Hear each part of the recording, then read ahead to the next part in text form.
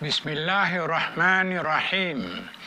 Bagi menyempurnakan titah perintah ke bawah Duli Yang Maha Mulia Sri Paduka Baginda Yang di-Pertuan Agong, setelah diperkenankan oleh Duli-Duli Yang Maha Mulia Raja-Raja, maka adalah dengan ini saya mengisytiharkan bahawa tarikh permulaan puasa bagi negeri-negeri seluruh Malaysia adalah pada hari Khamis 19 Februari 2026.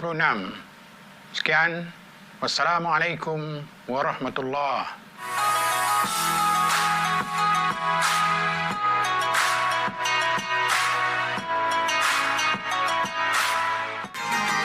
Bismillahirrahmanirrahim.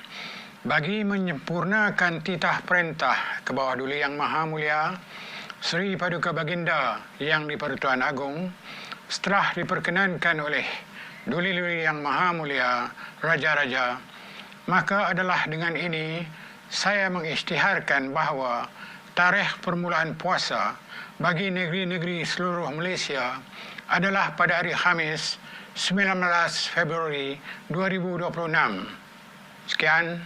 Wassalamualaikum warahmatullahi.